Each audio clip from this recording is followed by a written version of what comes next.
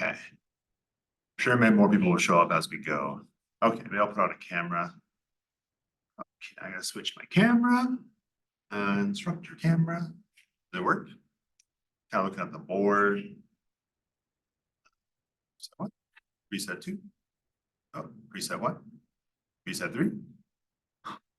Okay, there's me, I guess. I look up. Oh, I can. I can look at the board. Wonderful. Actually, kind of chill when there's a smaller class. I feel like less people giving me the grill. Yeah. All right. So this week we're going over internal standard. I was gonna this lecture includes internal standard and standard addition. Let's take it slow. We're just gonna do internal standard today, and then we'll do standard addition next week. Before I started that, I wanted to just make sure I went over the schedule real quick. I also want to make sure I had this problem set up because we're going to do a couple of those worked problems. So we're actually getting really close to the end here. So we've got internal standard analysis this week. And then you guys are finishing off your internal standard analysis in your lab. So I don't think we need to go over anything in the lab because you guys are just continuing one from last week, right? And then next week we'll go over standard addition, which is just a different form of internal standard. And then we have some worked problems. I'm going to do a couple of those work problems today because I want to make sure that we get the context of it as soon as possible. And then I'm trying to make sure I'm not losing anybody in the waiting room here. And then we're going to go to gas chromatography. I think I might want to start gas chromatography a little earlier. Oh, I need to present. 1 second. Present for you guys. Sorry. For people who are... Here we go. Yes, okay. So I might start on gas chromatography earlier so that we have a bit more time to get comfortable with gas chromatography. And then we have our final exam on December 2nd. I guess it'll be in class. December 2nd is, I believe it's Tuesday, just another Tuesday. Just another Tuesday. No, okay, December 3rd, excuse me. So our final exam will be December 3rd.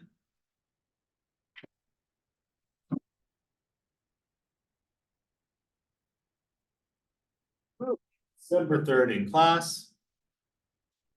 I'll make it another paper one. I felt like the paper version test was pretty successful, right? It felt like it was on the same page.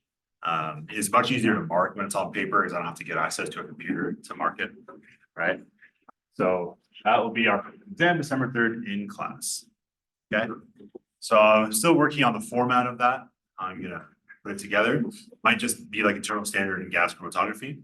It might include everything. I definitely need to throw some plate count in there somewhere because I've been avoiding it for you guys. So I have a little bit going on. Okay. Well, so this guy that just came in, I might move gas chromatography. I'm gonna do a few of these internal standard problems today, and then we'll do standard addition next week, and then you have a couple of grace weeks in between. I like to do a review week for exams. I like to make sure we have that in States. I find this useful. So let's just get going. So internal standard. If I can. Okay, so let's check the Zoom again.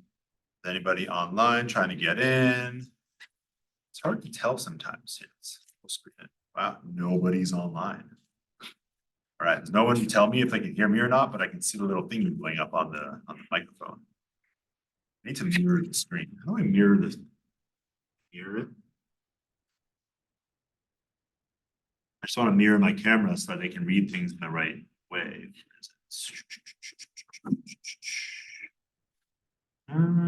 Video. I'm going to mirror it.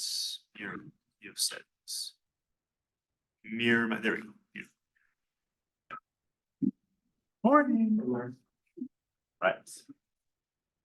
All right. So internal standard analysis.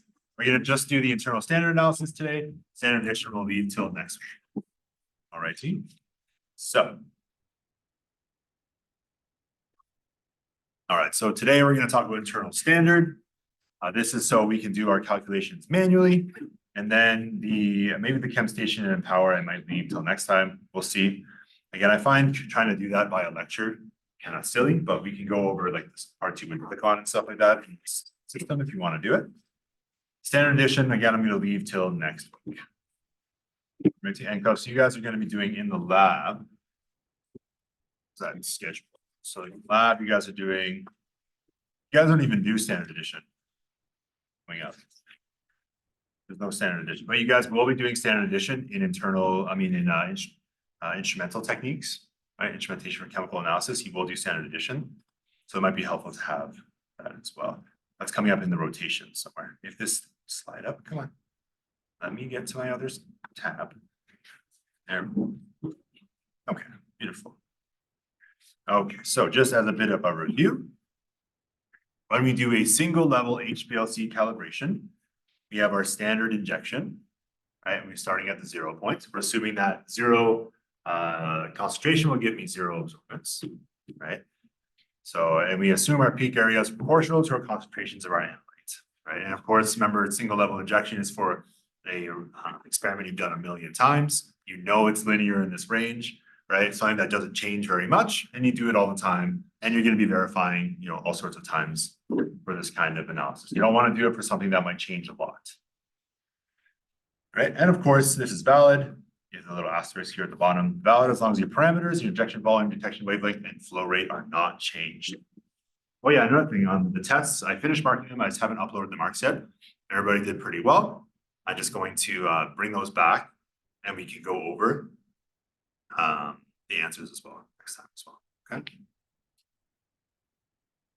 Okay, let's keep going. So this is our four-corner equation for external standard. We have a similar equation we'll use for internal standard. Just to review, remember your area of your standard over the area of your unknown, right, will be equal or I guess proportional to the concentration of your injected standard over the area of your unknown, right? So as long as you know 3 of these parameters, you can determine the final one, right? So in terms of straight areas and concentrations, right? And it's nice and simple and easy, right? And yes, so the concentration refers to the injection that is flowing through the actual machine, right? And we should try and avoid saying concentration of the sample, try to say concentration of what we're analyzing in the sample. Right? But we all know what we're trying to say. So I find kind of worrying about the language is kind of silly, right? And I don't think anyone's really going to give you trouble over that because everyone's going to understand what you're saying in the moment. All right, so what problems can we have in our external standard analysis? So because our standard and our sample preparations are completely separate, you get errors that are not built into each one, right? So if you have a human error on the standard side or a human error on the analyte side, they will be different errors, right? So it's hard to compensate for that. Especially your lab partner screws up one of your analytes, ruins your R squared value, ruins your LOD, LOQ, everything's messed up. We have accuracy marks in analytical chem at Sheridan. About 20 to 40% of your mark is based on your accuracy, and 20 to 40% is based on your percent relative standard deviation. All right, so if your lab partner screws up, it messes everybody up really bad. All right, so you can have human error, you can have instrumental error, so it's injection volume, flow rates, right? And of course, procedural error. So final sample volume can be ill-defined. So if they don't specify to make it a very accurate volume, right? Especially if you're complex, a very complex sample preparation, things tend to get lost in the work. So when we're analyzing calcium tablets, first you have to crush the tablet, right? 2 tablets together. Then you have to weigh out 0.3 grams of the tablet. Then you have to soak it in hydrochloric acid for 10 minutes.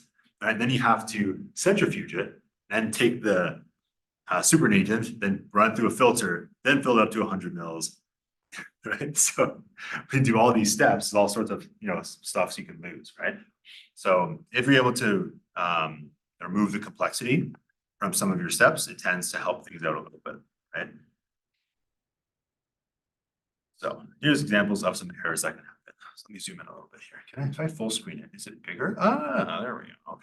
So human errors, we can weigh sample or standard weights more or less, right? If our samples don't dissolve properly, I tend to get very impatient in the lab and I say, yeah, I see some particles, I'm just gonna go, right? Or your volumes are below or above the mark. Hey.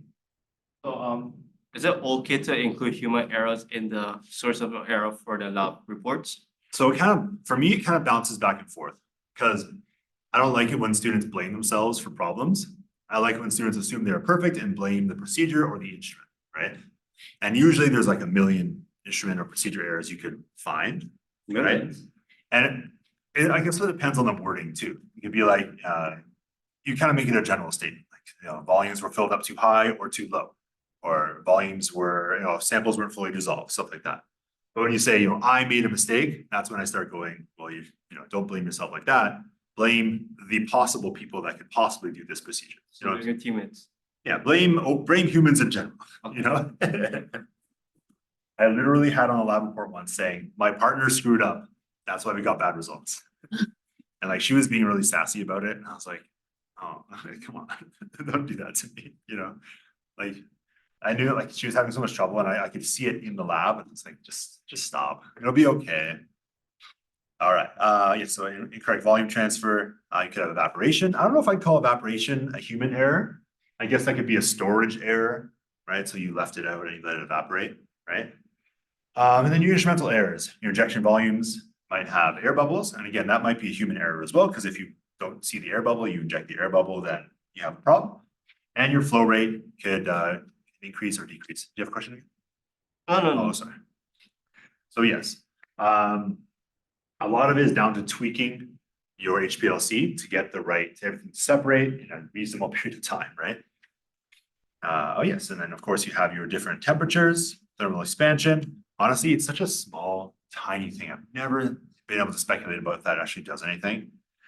And the one thing I didn't really mess with, I didn't talk about, are something like gas. Gas is built into your sample. So if you're analyzing a carbonated beverage, there could be dissolved carbon dioxide bubbling through things, which can mess with your detector. Yes, so we have the excluded volume effect, sample volumes with insoluble components, and your matrix effect. That one you'll find is the biggest problem you'll ever have, is the matrix you're dealing with, right? So anytime you have a really dirty sample with lots of different analytes in it, you'll tend to have things get absorbed by parts of it or blocked by parts of it, or just the color of it just messes with it a little bit. So main thing we're trying to deal with in internal standard is matrix effects, right? Because you can never make a standard that is exactly like your sample if it's a complex sample. So for example, baby formula, I was trying to analyze metals in baby formula. Trying to make a standard for those is really hard because baby formula is meant to have a million different nutrients. Okay? So, yeah, so in principle, we're still going to make standards, we're still going to make samples, right? But we're going to be adding the internal standard to each of our samples and our standards. So it's going to be in both, right? What we try to make sure is that our internal standard is chemically related to our molecules, but not that related. It's hard to find a good one. So example of a good internal standard, right? Let's say you're analyzing metals, right? You look for a metal to use as an internal standard that you probably wouldn't find in your sample, right? So if you're analyzing iron, let's say in soil, you could use, we use yttrium in soil samples at Sheridan. Yttrium is a metal you probably won't find in soil, right? So that way you won't have a peak that would naturally occur for yttrium in the soil. So if you see a peak for yttrium, it's the internal standard. That makes sense? But if you use a metal that would be in the soil, let's say like calcium as an internal standard, then you'll get a natural peak in there. There's no point in using it as an internal standard, right? So you want to make sure it's chemically related, or at least will be soluble. And you want it to be, you're going to add a fixed volume to the internal SOX solution of the standard and the sample. And you add it as early as possible so that as many errors down the line are subjected to both the internal standard and your sample. All right, so you don't want to add the internal standard at the very end after you've made most of the possible errors. You want to add it at the very beginning before all the errors, so they all happen at the same time. So internal standard. So this method allows you to not have to worry so much about your makeup volume if you weigh your samples, right? And then this is better for solid state. But if you talk about the weight instead of the volume of things, it helps you to avoid the problems of the makeup volume. So it gets rid of one of these problems. That's why it says accuracy is not required for the makeup volume. So to make your standard, you take whatever you're doing for your solid state standard, right? And you add your internal standard to each of your standard stock solutions. And then, yeah, so 1 mil of internal standard stock solution into your standard, and then you make your volume to whatever volume you're going for.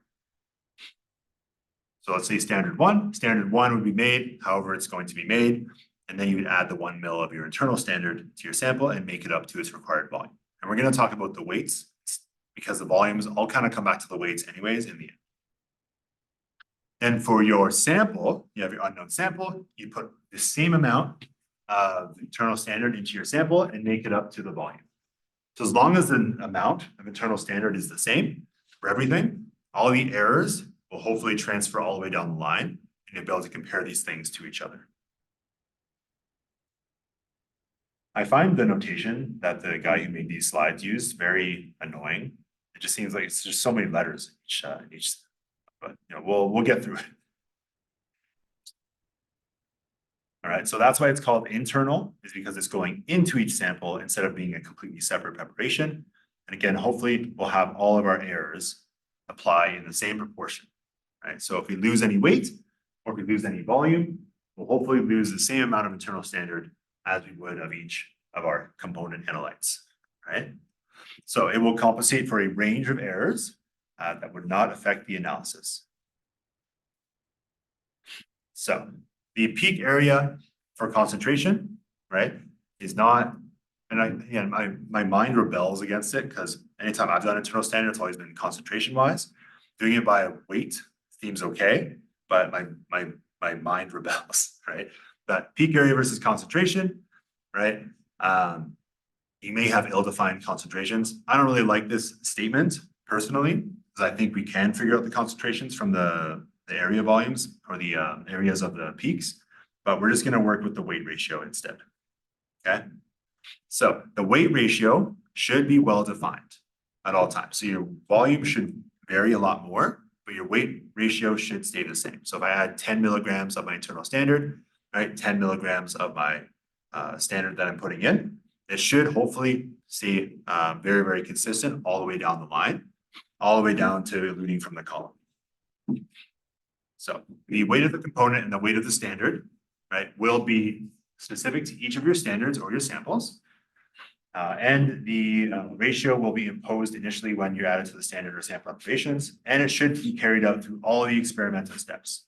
So your internal standard should stay proportional to the weight of your sample or your analyte all the way down the line, whereas the concentration may change. When you add things to samples, the volumes can vary, but the weights will not. Right. That's why if you're ever dealing with samples where you're dealing with hot things that can expand, you tend to work with weight because you know if it gets cool, it'll shrink, or if it gets heated up, it'll expand. Right. So this is what a chromatogram might look like. I'm just looking. Oh, look, someone's trying to get in. Oh, here we go. Sorry, I didn't see you. Just connecting to audio. Okay. Sorry, I didn't see you in the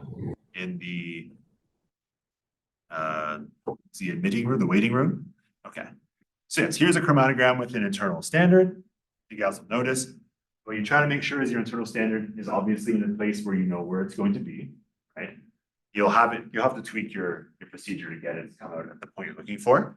You can do internal standards in any form of analysis. So HPLC is not the only one you can use it for. ICP, we use it for sure as well. But yes, you'll have it pop up there.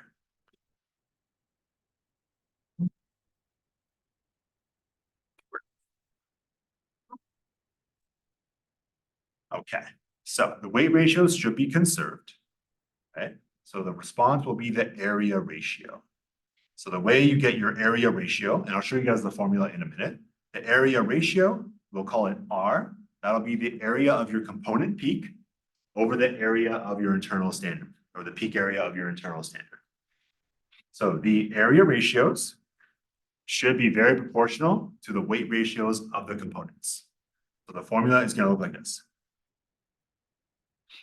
You can have the weight of the component of the weight of your internal standard of your sample divided by the weight of your component over the internal standard weight of your standard will be equal to the area of your component, so a peak area, over the area of the internal standard in your sample, divided by the area, or the peak area of your component in your standard, divided by the area of the internal standard in your standard. So these things will cancel out. We'll get the formula at the bottom.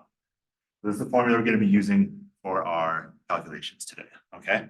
So the weight of the component in your sample, right, follow me closely, divided by the weight of the component in your standard will be equal to the ratio. So this is the area ratios of the internal standard of your sample over the area ratio of the component in your standard. All right. And again, I find the notation used here hard to follow. So I'm just going to do some worked problems from the question set so that we can stabilize this in our mind. Okay. So here's a comparison of our two formulas. Okay, so the internal standard will be the concentration of the sample over the standard equal to the area of the sample over the standard. For internal standard, it's the weight of the component in the sample, the weight of the component in the standard, divided by the ratio of the over the internal standard sample over the ratio of the component of our whatever we're analyzing over the area of the internal standard in our standard. So the internal standard is separate from the standards you're doing for your analysis, right? So the internal standard will be present in all of your standards and samples. So let's do this in an actual question. Okay, let me see what's coming up next. Okay, so there's a graph you would use for this instead, for a single level calibration. Okay, so instead of being area over concentration, it'll be area over the ratio.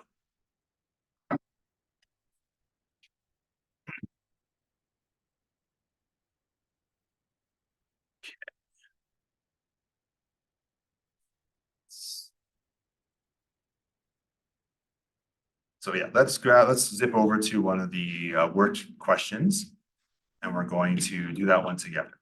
Okay, so let's zip over to it. Oopsies. And let me put that formula on the board really quick for us here.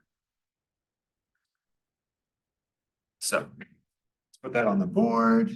Everybody else trying to get in? Okay, so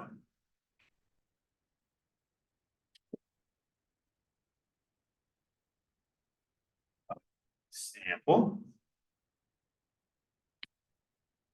Right off the standard.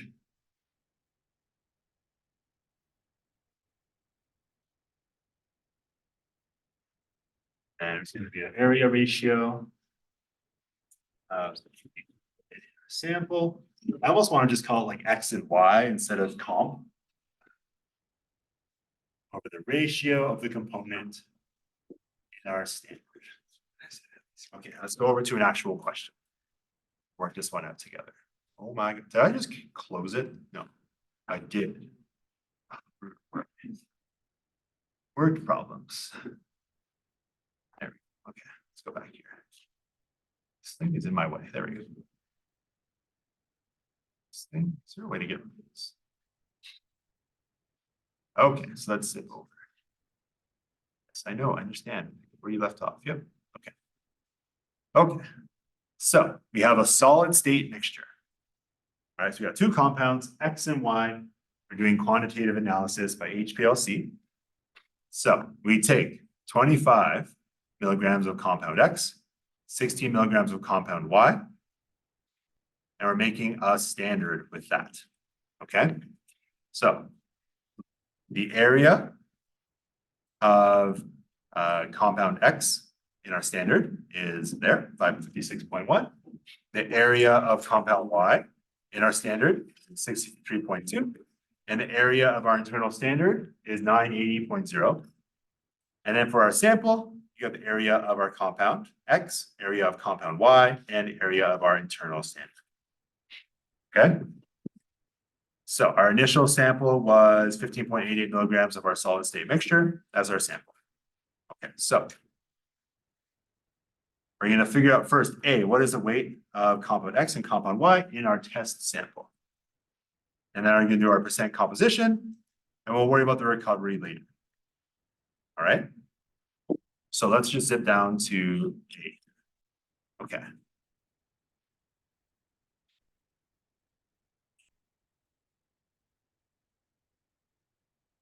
So to get the weight of our compound X in our sample, all right, we know the weight of our compound X in our standard, and we're going to take these two ratios. All right, so let's take that formula together, and we're going to fill it out. Okay, so weight of compound X, we want to isolate him together. Okay.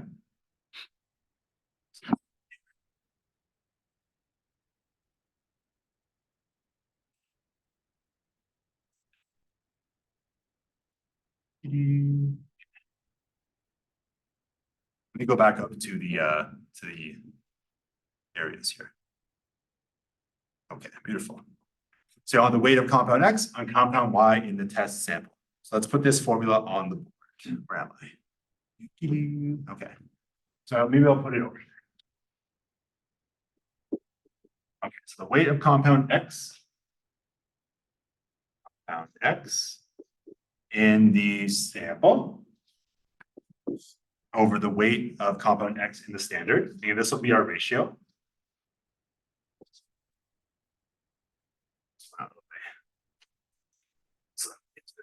By itself.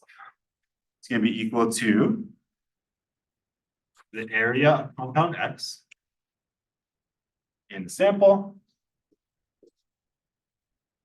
over the area of the internal standard. And we're going to divide that again. Area of compound X in the standard over the area of the internal standard. So these are all kind of their own brackets on top of a fraction. All right. So what values do we know that we can fill in? The weight of the compound X in the standard for this one, we're going to look over to it. Oh, sorry, where are we? So the area of weight we put in for compound X was 25.20 milligrams. So we're going to throw that into the formula over here. So 25.20 milligrams. All right, then we know the area of compound X in the sample is 322.5. Let me put that up here. 322.5 area units. And the area of the internal standard there was 1830, I believe. Yeah, 1830. 1830. And the area of compound X in the standard is 56.1. Put it in there. 556.1. And the area of the internal standard in the standard was 980.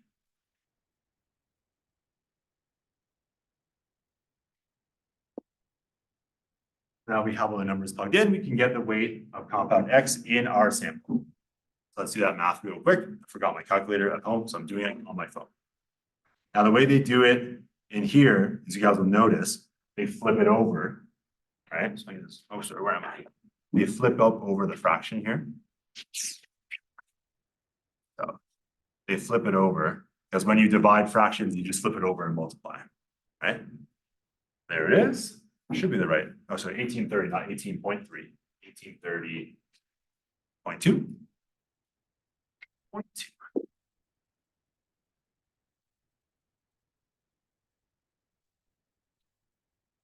So that comes out to it has a lot of decimal places. What's that?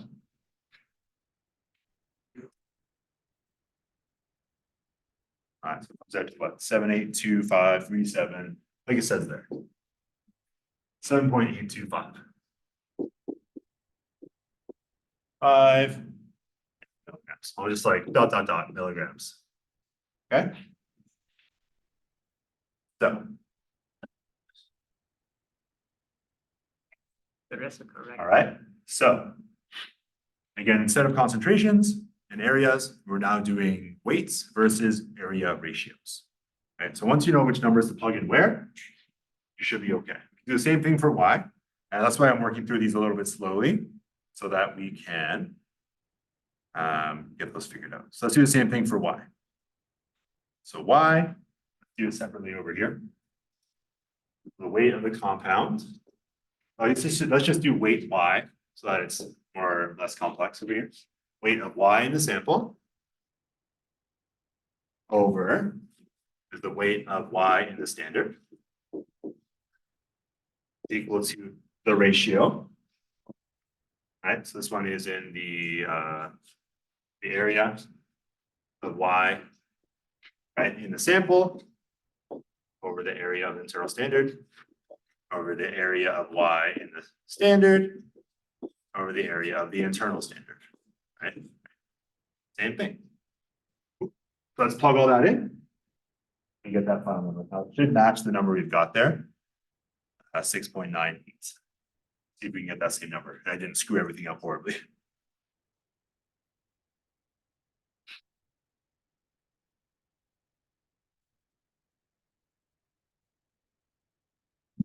Let's plug it all in. Yeah.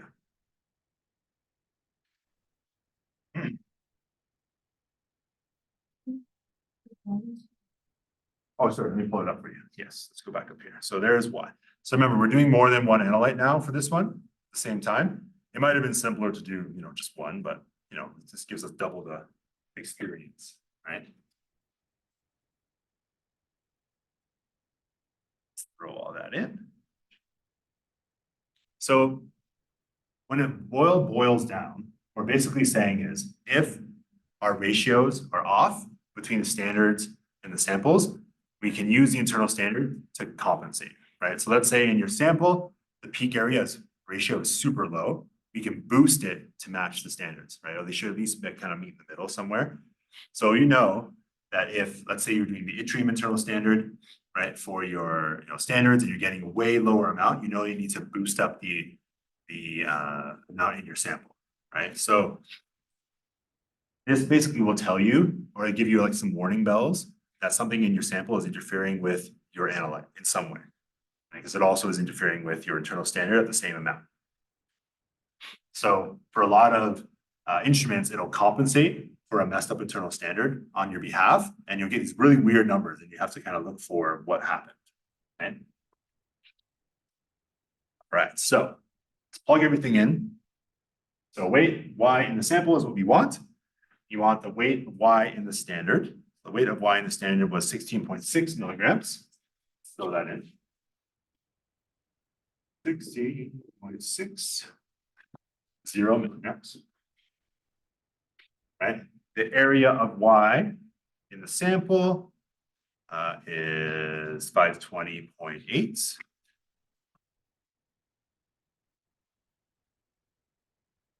528. And the area of the internal standard in our sample is 1830.2. The area of y in our standard is 663.2. And the area of our internal standard in our standard is 90. All right, so did we get that number matching? One from this calculation, so 6.98. I always like to check these questions because sometimes people would make them mess up and that confuses everybody, right?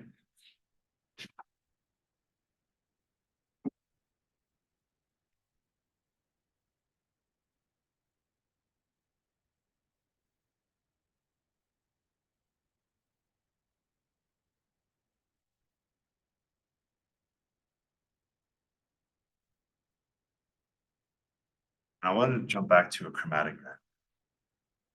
Oh, yeah, someone else is trying to get into the waiting. Hello, come in. Come in, come in. I was trying to chat. Chat. Where's the chat? There's a chat.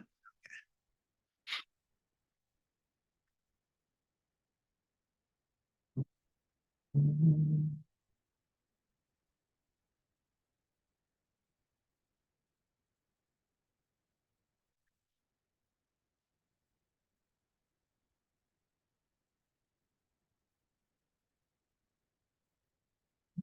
Okay, so that.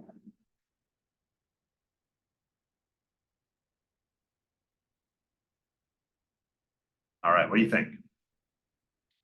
Did it match up? 6.98? Yeah, awesome. Okay. All right, so there's a brief kind of thing. So we took our solid state sample, right, 50.88 milligrams. Our standard, right, we have these two mixed together, right, along with an internal standards stock, right? We get our chromatogram, we're going to compare the ratios. So if you were to look at just a chromatogram, let's zip over to something like this, right? Right? We would look at our ratios, right? So let's say we have acetaminophen, these are all the same one. Yeah, so they're different, right? So let's say this one is our standard, this one's our sample, right? So the weight of our standards versus our sample, right? It should be proportional to the ratio, right? So the ratio of the area of, let's say, this first peak, acetaminophen, versus the internal standard, the ratio should match, right? Between the internal standard and the sample. All right, let's go back.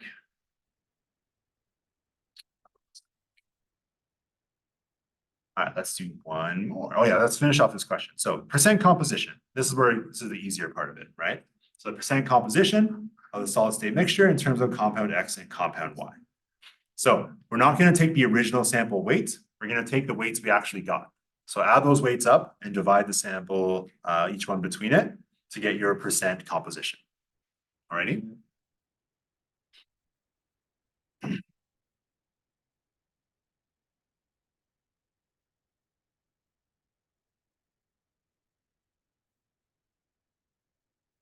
Percent composition, what weights did we get? Right, we got these two weights, right? We got 7.82 and 6.98. You can add up all those decimals if you want, and then add them all together. Oh, sorry, am I not? Is it not showing up there? I don't know what it is. Add them all up. Now, percent composition, my instinct is to just take the total weight that we made and subtract and divide each one by that. But when you might possibly lose weights, you have to use the weights you actually managed to calculate. All right, so it adds up to 14.8054 milligrams. So our percent composition, divide each one, we end up with, I don't know why it's A and B, it should be X and Y. Right, we end up with 52% X, or 52.9, and 47.1% B. Oops, I just made a sticky note.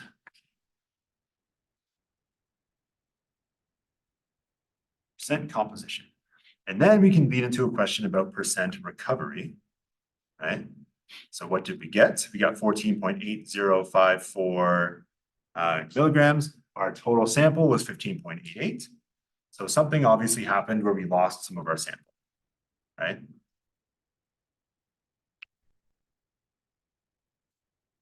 So what happened, right? So what can happen is, right, you have errors that happen before your internal standard. You want to avoid that as much as possible. Right, you could have your sample weight being less, right, or the standard weight was larger. So these are all human errors that can pop in. So these are things you guys want to take into account. What George was saying in instrumental, I really like to repeat is when you're talking about errors, it's in each step of the experiment, could you gain something, could you lose something, or could you transform your analyte into a form you can't analyze, right? Beautiful. Yeah. So just as a reiteration, right, internal standard will compensate for errors that occur after your internal standard, but it can't really compensate for things that happened before. So you still have to be precise in how you weigh things and how you measure things out volume-wise, but it can help you with problems that happen after your standard arrives. Okay, let's do one more. Internal standard. Okay, same thing. Okay, so let's zoom in a little bit. No, I don't want to do that. No, we can't see the answers just yet. No. Okay. Okay, so HPLC for compound X against the standard. So we have a stock solution, 1 mil of internal standard. We have 100 mils. Concentration for compound X. 1.2580 milligrams per liter.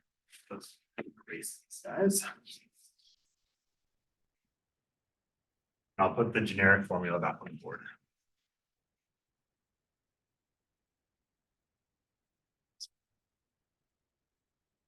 Compound X standard.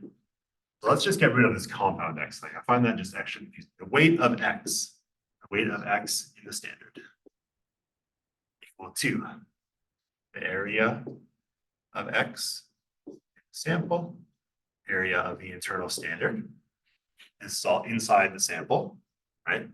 And the area of X standard over the area of the internal standard, all in the standard. Now, when we're dealing with volumes, we should convert to weights before we go over. Let's take a few minutes, see if we can puzzle out this question. So it's a concentration, right? And we have some standard areas for compound X and 930 for an internal standard.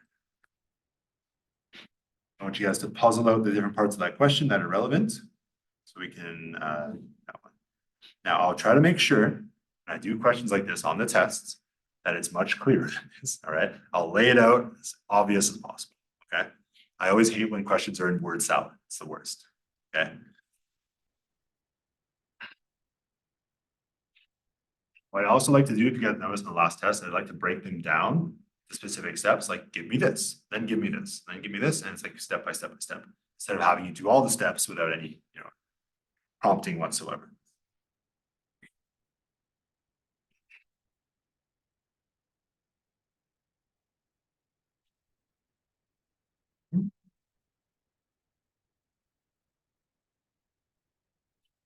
Also, these files are online if you guys want to pull them.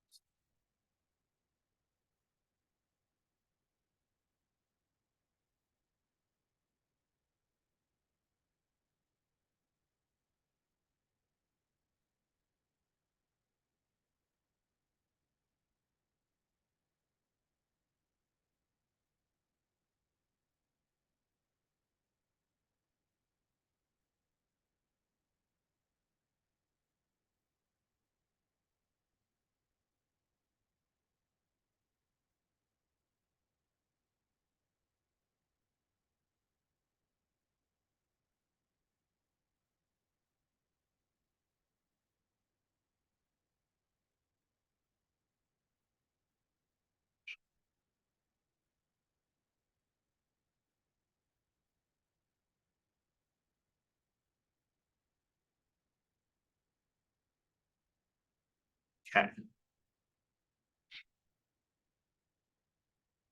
Good. What do you think? Need more time? Yes, no, maybe so. All right, we'll start plugging things into the equation just for fun. So for fun. Okay. So how do we get the weight of the compound X in our standard? Right? We know we have 100 mils. Right? So it's 100 mils. And we know the concentration is going to be what? It was 1.2580 milligrams per milliliter. 1.2580 milligrams per milliliter. Milliliters cancel. So we'll have 125.80, right? 0 milligrams. So we can throw that into our equation here. Weight of X in our standard is going to be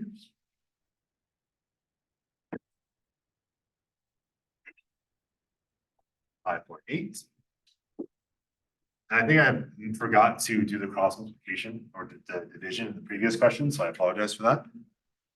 And then we have our area of our, where are we? Sample chromatogram for the sample, 636.2. I think we'll go on top here. 6.2. That's the area of X in the sample. And then 928.8 for the internal standard. And then for the standard, you've got 852.7.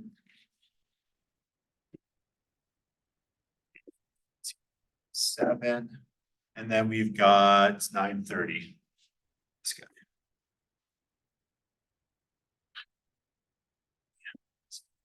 The internal standard. So everything should hopefully work out. We just have to, again, I forgot from the previous questions to move this guy over, right? Right, 125.8. We have to get that final.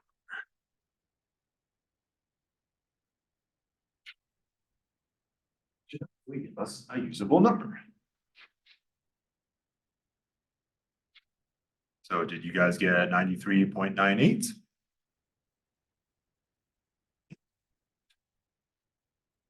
Okay. And then we have to do 2 decimals because our standard weight is known with the same precision.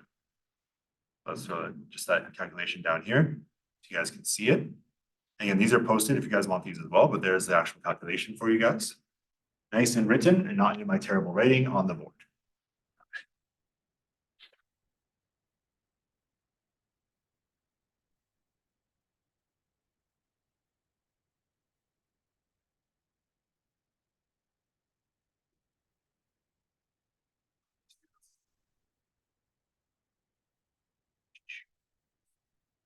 No standard, that, and so close.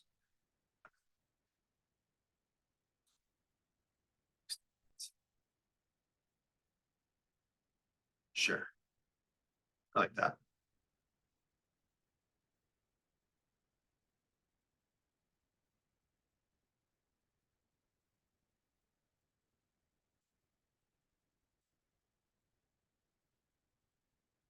Are we all right for this one? Let's do one more, and then we'll go back to those slides you're dealing with. So this one gets rid of some of the chaff in the question, the internal standard comparison. This one just gives you the ratio now. So it doesn't give you the areas, it just gives you the ratios. So if you guys notice in the previous question, we were given the areas, right? The areas themselves, if you just do the ratio, let's look at 930 over 852, right? 930, 852 is like what, 1.2 or something, right? 636 would be like 0.6, that would be the ratio. So in this case, they're not giving you the areas, where are we first, sample 3 or problem number 3. They're just telling you what the ratios are. So for our equation here, let's go back. X in standard. Standard. This one can just be brought down to the ratio R, right? R. So you can just say the R, maybe I would say maybe X over the internal standard, maybe to make it, I don't know, is that more confusing? The ratio of our sample over the internal standard. So in this case, they're saying the ratio of the substance X over the internal standard is a 6:8 ratio. So it could be anything. The ratio could be like 600 to 800, right? It could be 6,000 to 8,000. They're just saying the ratio is what is important, right? So the second one, they're saying it's 5 to 4, it could be 50 to 40, it could be 500 to 400, right? It could be any of those numbers in between, but when you divide those areas over each other, you get this ratio number. So instead of that, we're just doing it this way now. So it simplifies things a little bit, makes it so you don't have to know that number, right? It helps you know like how you're supposed to calibrate things, right? The question is how many million, yeah.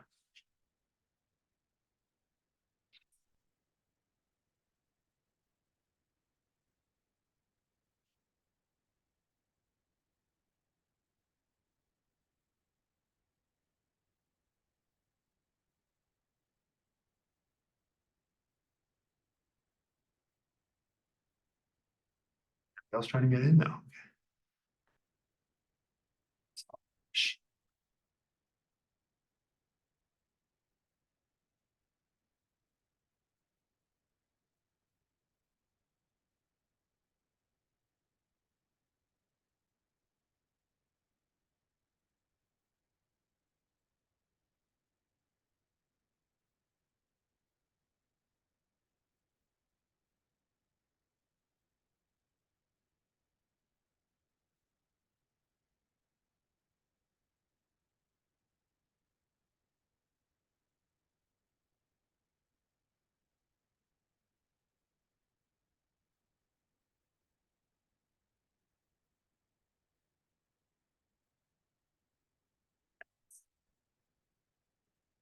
Minutes.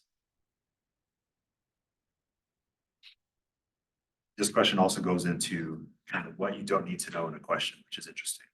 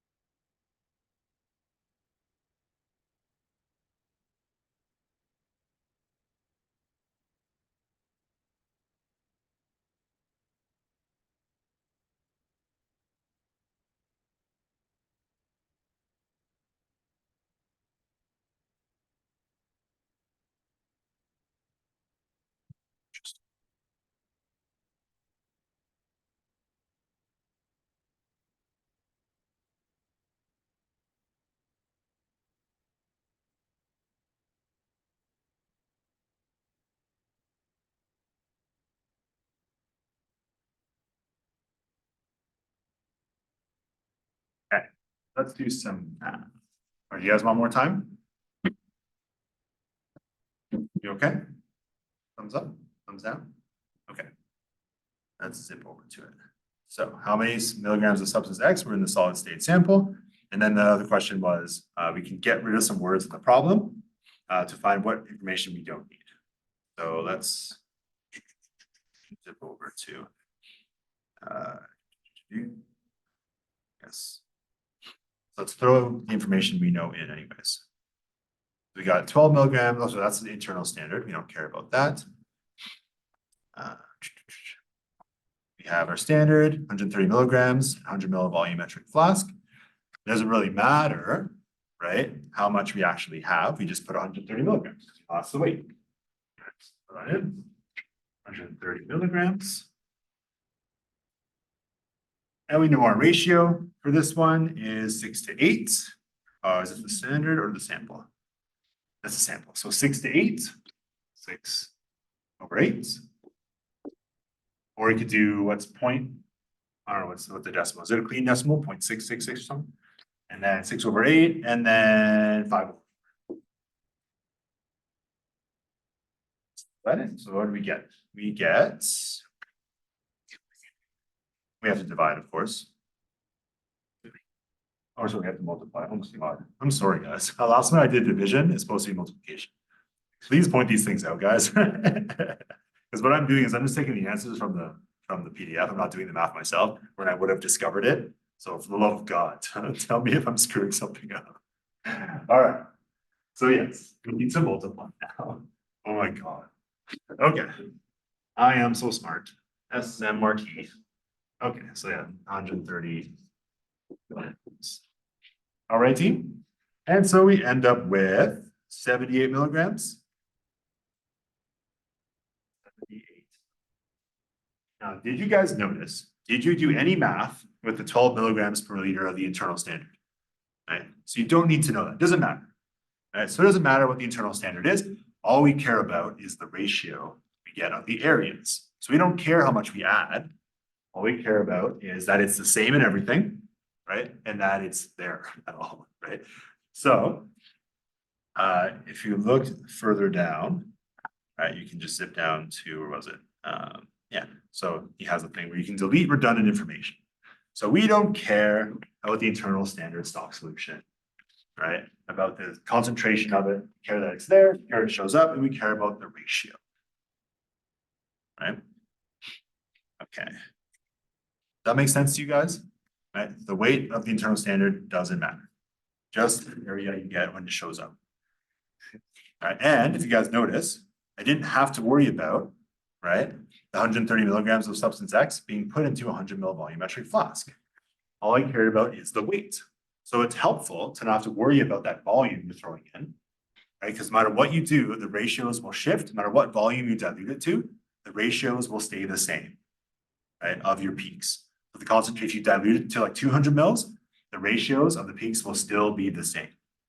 Right, so if I have 10 milligrams of internal standard, 10 milligrams of my sample, and I go to 200 mils or to 300 mils, the peak areas will still come with the same ratio, no matter how far I dilute it.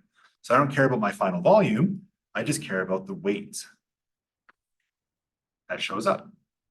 That makes sense? So I find it helpful to not worry about that final number, and you don't have to worry about, once you add the internal standard, you don't have to worry about being precise with your volumes. You can splash it into a Erlenmeyer with a certain volume, throw it in, and you're all good. Right? So it's very helpful that way to not have to worry so much about being really concentrated on the volumes and volumetric flask and the little dropper and holding up to eye level, right? This allows you to not worry about that error. So it's actually very helpful. Right now, I know that your teachers probably be like, still fill it up to a good volume, because good practice. But it can help you ease that anxiety a little bit. Right? Okay, let's go back here. Okay, here, move here. Okay, so yes, okay. So again, if we're doing a graph, it'll be the area ratio versus the weight ratio, you could say, versus the component versus the weight of the internal standard. Oh, sorry, the weight of the component in the sample versus the weight of the component over the standard. You notice the weight of the internal standard will cancel it. That's why you don't have to worry about it. That's okay. So, yes. So what'll happen is when you're trying to quantify, errors that happen after your internal standard will hopefully be removed. These are the most instrumental errors. Errors that are repeatable over time, right? But you don't need the actual value of the internal standard weight. And of course, we have variations on that formula. I have a couple that I kind of want to, I'm going to ask other instructors to see if they would prefer to just use those, keep it simple, but we're not going to worry about it. So, yes. Yeah, so if our parameters are the same for our sample and our standards, right? Area should be proportional, right? Due to Beer's law. Yes, but it only works in external standard, at least that precisely, right? You'll get slightly different values. And again, the dirtier your matrix, the more you want to use an internal standard. And then we would move on to standard addition because we're still trying to compensate for the dirty matrix. Dirty matrix being a very, very analyte rich environment. We're trying to get one signal out of a bunch that could show up, right? So, but the helpful thing is we always end up with a four corners equation we can use, right? So if you can get three values, you can get the fourth, no problem. So here's a bit of a review. So these, I think the ones that are fully capitalized are errors that the internal standard can't deal with very well. So human errors, like our sample standard weights, are larger or smaller than we record, right? So if your balance isn't working, if your just sample doesn't dissolve properly, right? But it can compensate for volumes above or below the mark, right? So we don't need precise volumes. And it can compensate for incorrect volume transfer when diluting, because no matter what you're doing, you're transferring the same amount of internal standard versus sample, as long as you shake it, right?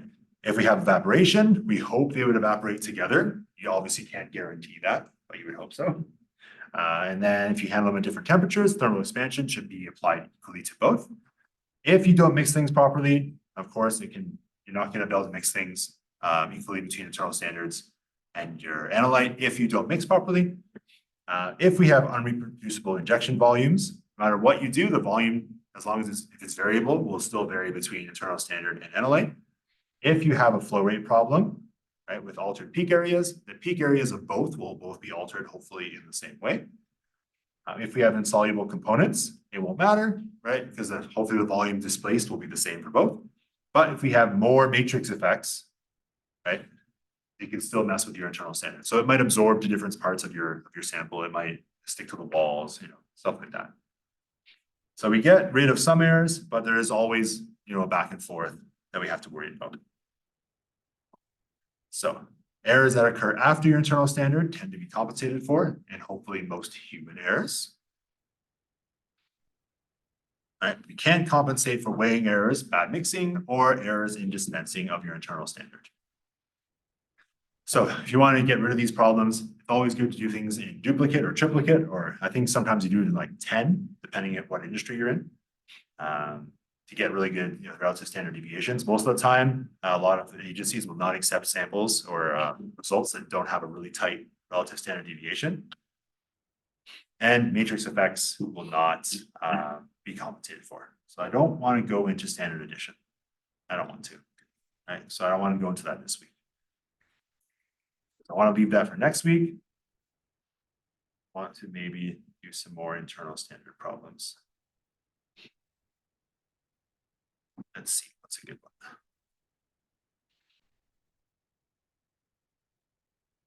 So I'll pull up some more simple ones we can do together.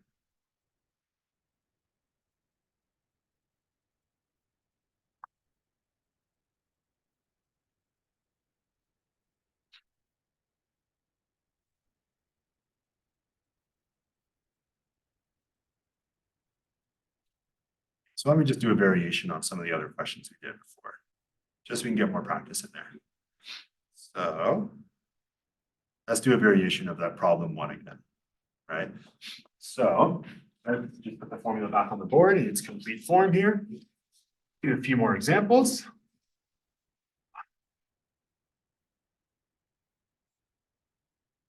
Several weight x standard equal to area of x samples, area of internal standard, area x standard, area internal standard in the standard. So SPL. SPL. Let's just do a variation on that. Just a few more problems. So let's do another solid preparation, right? So let's say we have a sample. We're doing, let's just do one compound at a time. So we're analyzing, let's say caffeine. Right, we make a standard of, I don't know, 32 milligrams. Right, and we're gonna put in, there's a fixed volume of an internal standard. So we don't care about the volume of the weight. So it's gonna say, it's gonna give you a ratio, an area, and that's all you matter. Right? So that's gonna be our weight of our standard, 32 milligrams, right? And it's solid state sample, we don't care about the volume. So 32 milligrams of caffeine, and our sample is gonna be, I don't know, 35 milligrams. And we're trying to find how much caffeine is in my sample. Cool? All right, so my areas are in my standard. Let's do it over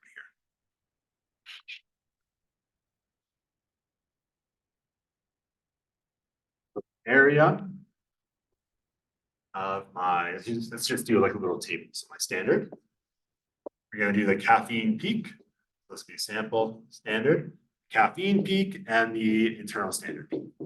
So let's say 900 units, 350 units.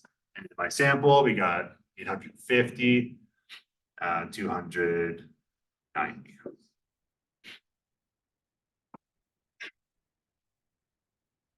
All right, so those are my areas of each of my samples, or my, so that's the weight of my standard.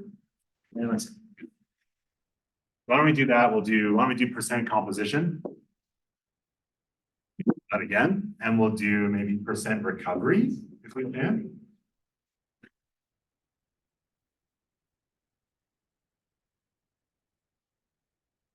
I don't know if we can do that if it's only one thing. So let's just do percent recovery. Okay. Or purity, maybe? Yeah, let's do pure. Percent pure. Question mark?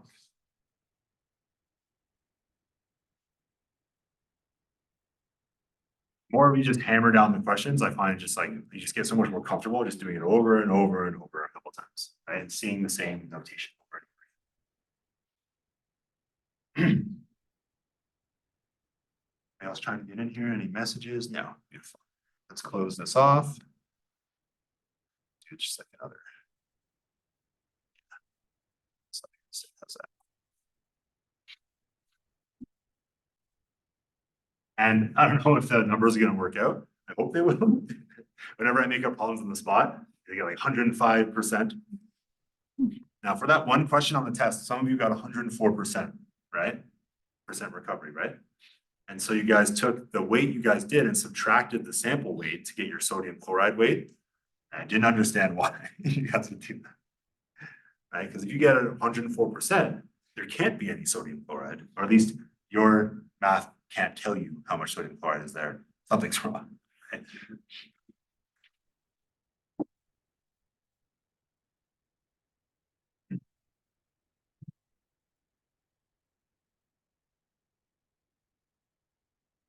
Okay.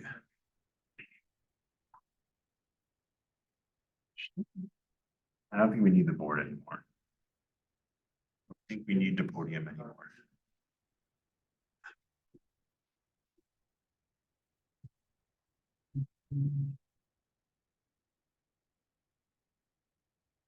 So what I'm gonna do is, as well, I'm gonna look at what kinds of questions are on the final. Because what I always find is, a teacher did that was really annoying to me, was the questions on the final were completely different than what you did during the class.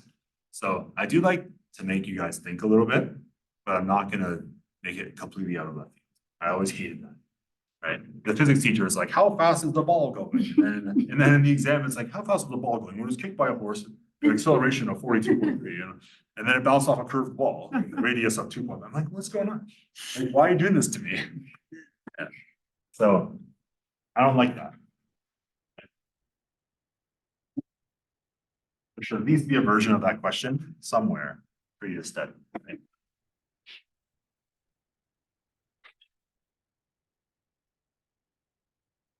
Does anybody have an answer? Again, I made this up on the spot, so I have no idea if it's gonna be good or not. It's like it's begging me to make an Excel file. I can just plug numbers in, you know.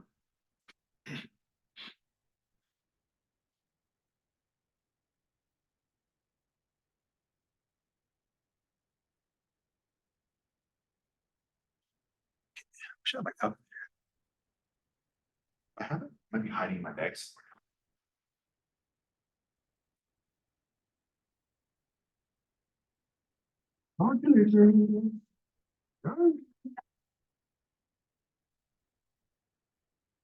Have the phone.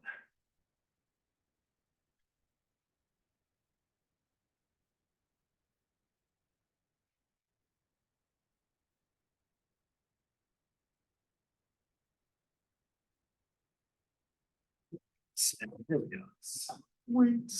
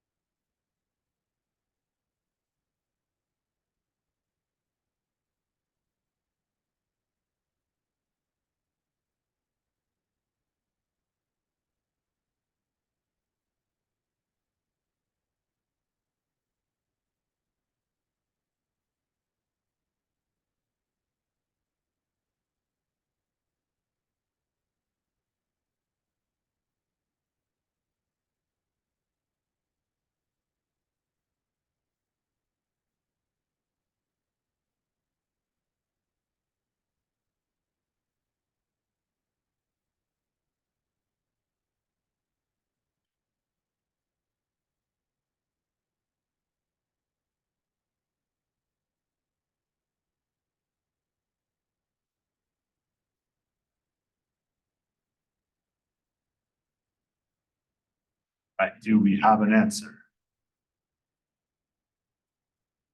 Oh, it went over. Oh no. Oh, not bad. Okay. All right. So let's throw some numbers in. Where'd my eraser go? Oh, there it is. Okay.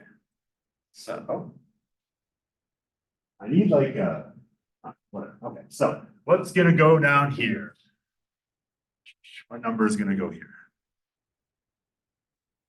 32. Yeah, 32 milligrams. 32 milligrams, right? What's gonna go here? 850. 50, and we'll go with 290. And then what's gonna go here? 900 and 350. All right, and then we have to, of course, bring this guy over to multiply instead of divide, which you guys didn't call me out on, and you should have before. And what do we get? Let's do some math. 36. 36.47. 36.47, sure.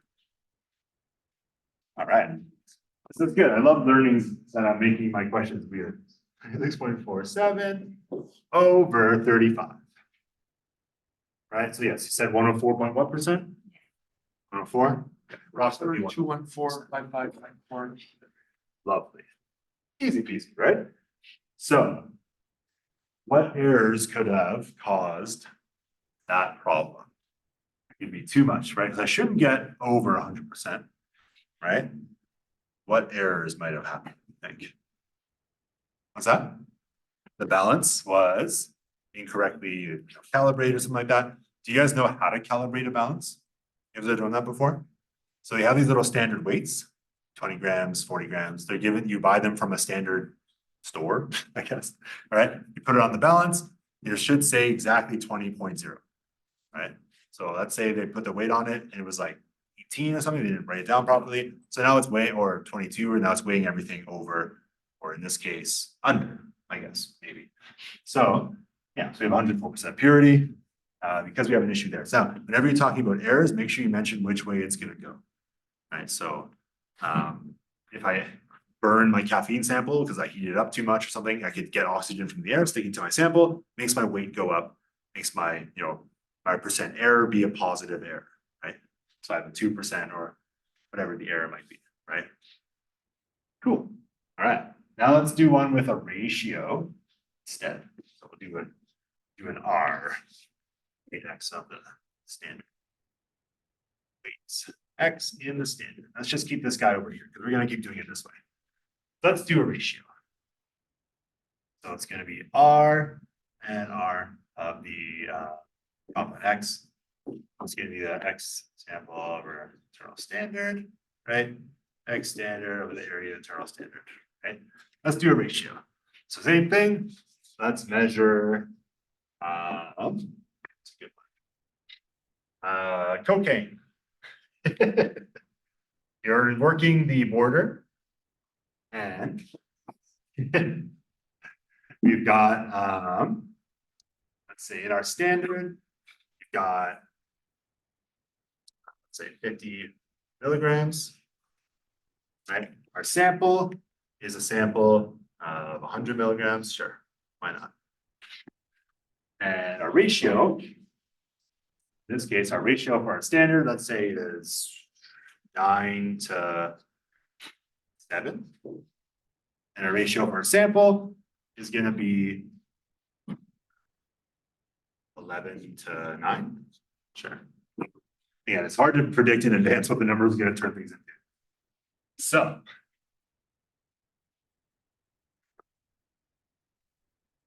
you seize this bag at the border and you want to know what the purity is. Right? Do you guys know how they tell what the powder is at the airport? If it's cocaine or not. Do you know how they do that? They have those little blue swabs, right? But when they actually put it on the machine. You guys recognize the machine they use? Have you ever seen those Border Patrol shows? So the machine they use is an FTIR.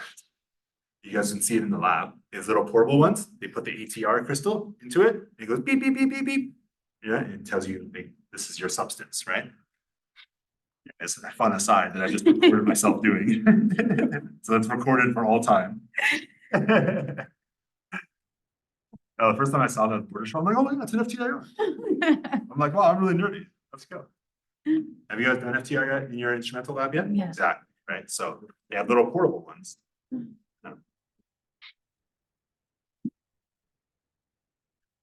I need to make a question where I don't get 100 over 100% purity.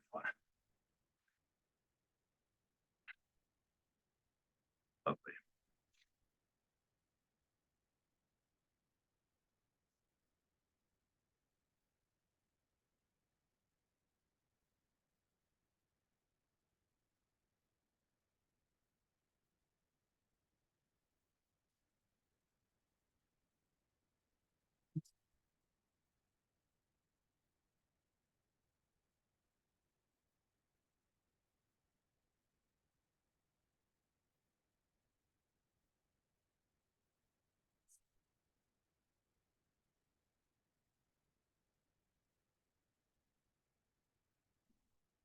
The end of the semester, you guys are going to do standard addition and instrumental.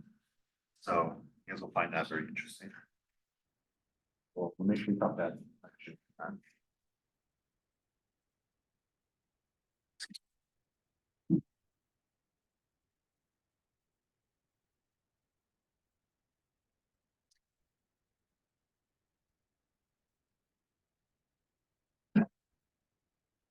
So if your lab partner screws up, and they're diluting the sample to put in the machine, and they accidentally dump a whole bunch of extra diluent into your sample, the internal standard will still save you, right? So your bad lab partner won't mess this up for you in that specific way.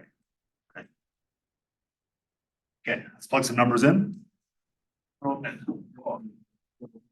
my weight on my standard, 50 kilograms over here. Ratios. 11 to 9. Standard. 9 to 7. I have an over 100% purity again. On. Yeah. All right. What do we get? 47. Yay. Okay. 47 point what? 5. 47.5. We have to submit 11. So whoever got this sample from their dealer, you got ripped off. They cut it with like baby powder or starch or something. So yeah, hopefully it's not cut with fentanyl. Otherwise, this person is now dead. Or at least maybe you saved their life by stealing it from them at the airport. So all right. All righty, so in the course survey, please don't mention this. All right. All right, guys, I think we should let you be free. Okay. So what I want to do is I'm gonna do a quiz next week.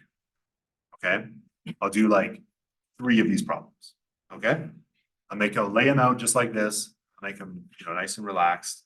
Okay, maybe I'll do it on paper again. Well, yes, I want people to be able to come online though to do these things. So maybe we'll do it online and in person as well. I'll do it online. I'll make those 3 questions and we'll, it should be hopefully very chill. Okay. Oh, Yeah. just 3 quick. Is it crazy if I ask for like a flex option where you have paper copies and an online submission? Sure. That's fine. Just in case I click submit or something. Yeah.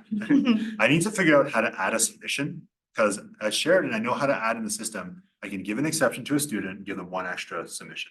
When it was the other one, I had to give everyone an extra 1 because I didn't know how to do it. So everybody's like, "Oh, I did 2," and I was like, "Well, I just deleted your second one." But yeah, so yeah, maybe 3 questions, same format, and either ratio or the weights, right? Or maybe like a milligram, like a volume with a concentration conversion to a weight. Cool. All right. Are there any questions? All right. Have a lovely day. Enjoy your lab this week. Is it finishing external standard, right? Your lab report's coming up. I'm gonna shop. Yeah. It's not concern lab. Okay, so we did the internal HPLC lab. I was wondering if this could be a possible source of error. So so the analytical balance. Yeah. The last 2 digits or last digits before it's like kind of fluctuated. Yeah. So you won't get like a like accurate math, can you use that as a source of error compared to the mass you got from the HPLC system? 100%. Okay. Yes. It's yeah, so it's like air flowing across it, or if your beakers are wet, it does that sometimes. Right, so or if it's dirty, like someone needs to brush off the balance, right? So it can really mess you up. And it's really annoying, so. Yeah, that can totally be a source of error. It's hard to tell which way though, up or down. Right, so. Thank you.